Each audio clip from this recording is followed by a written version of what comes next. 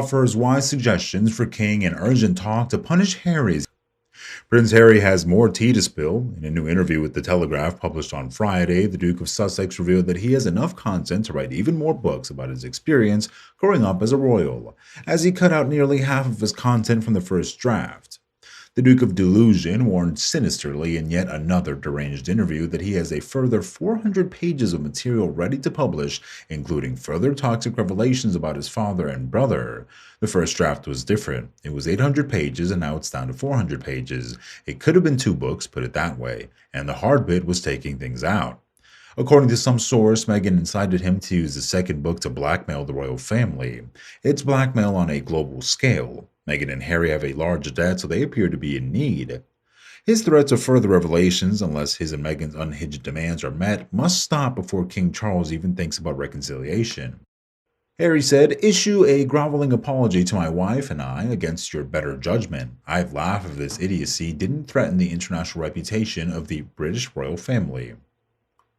Apologize for what, you fool? Charles funded your wife's extravagant demands, and then the palace helped hide forever the findings of an independent investigation into her alleged bullying of multiple staff members. You should be buying your dad a pint of organic beer, not demanding the new monarch issue a groveling apology to our second most unpopular royal.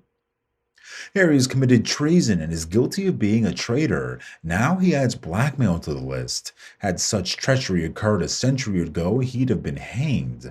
I can't believe that Harry is such a mean, vindictive, demonic creep. Does he have any sense of reality? His detachment from reality indicates how unstable and mentally ill he is.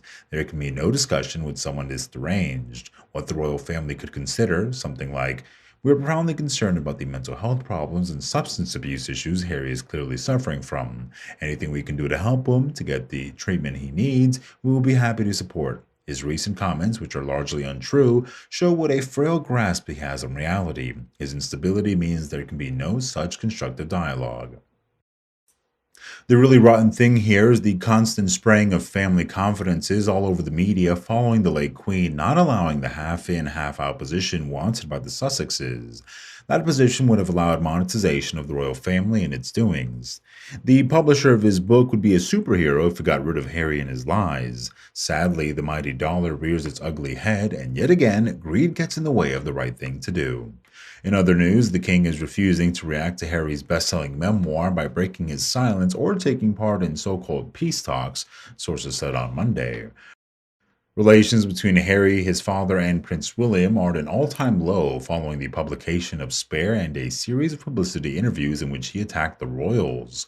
I just listened to Neil Sean, whom I personally trust probably more than any other source on YouTube, and he said there's a bit of a standoff at the moment between Charles and William.